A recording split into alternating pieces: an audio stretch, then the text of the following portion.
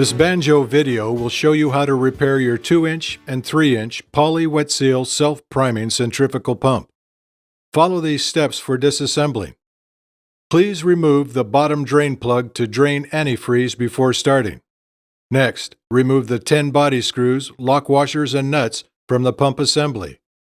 Now remove the body from the pump assembly. Remove drain plugs and replace O-rings on both at this time. Remove the check valve from the volute. Remove the one upper volute screw and the two smaller volute screws from the volute. Now remove the volute from the remaining pump assembly. Remove the impeller bolt, the washer, if your pump is equipped with one, and gasket from the impeller. Use a 7/16 to 14 hex head cap screw to screw into the impeller snout. As the bolt is tightened, the impeller will be pried off of the shaft of the drive unit. Remove the 7/16 to 14 screw once the impeller has been removed from the drive unit. Remove the impeller hex nut and impeller key. Examine and replace if necessary. Then remove the gasket. Remove the O-ring segment at this time. Remove the 4 rear bracket screws, rear bracket washers, and screw head O-rings from the rear bracket using a 1/2-inch socket. With the 4 rear bracket screws removed, the rear bracket and seal can now be removed from the drive unit. Remove the body O-ring. Remove the seal half from the rear bracket.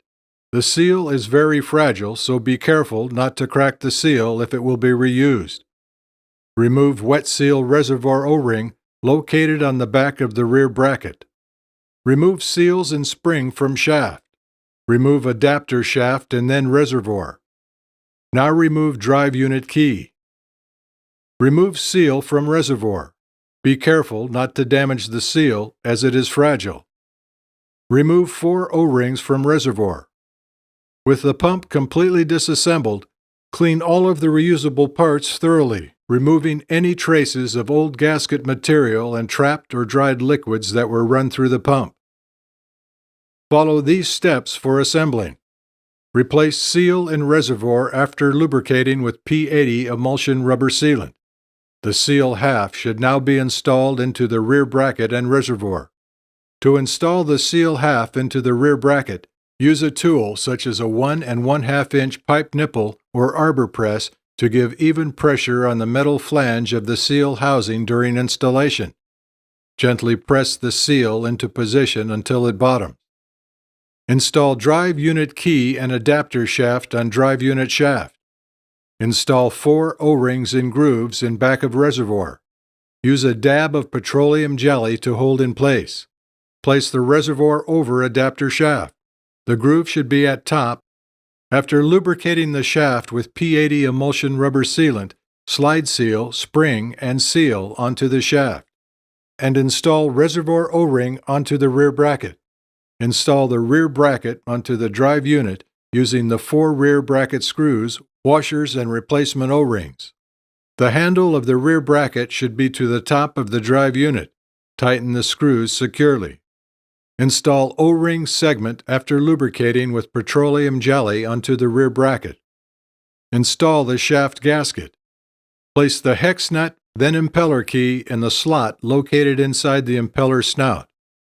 The impeller is now ready to be slid onto the drive unit shaft. And install O-ring onto the rear bracket. The O-ring may be sparingly lubricated with silicone. Secure the impeller to the drive unit shaft with the impeller bolt replacement gasket, washer if equipped, and impeller bolt. Tighten the impeller bolt until snug. Install the volute onto the rear bracket using the 3 volute screws. The drive unit should be turned over a few times to check for clearance between the impeller and volute or impeller and rear bracket. A small amount of drag will cause no problem. However, if the drive unit will not turn over because of the lack of clearance, an impeller shim may have to be used. Install the check valve onto the snout of the volute. Install the pump body with the outlet flange facing up. Install the 10 body screws, washers, and nuts to secure the pump body to the rear bracket. Cross-tighten securely all the way around. Install 2 drain plugs with replacement O-rings into reservoir. The pump is ready for operation after you have filled the wet seal reservoir 3/4 full. The seal assembly should be submerged with a 50% ethylene glycol antifreeze and 50% water mixture.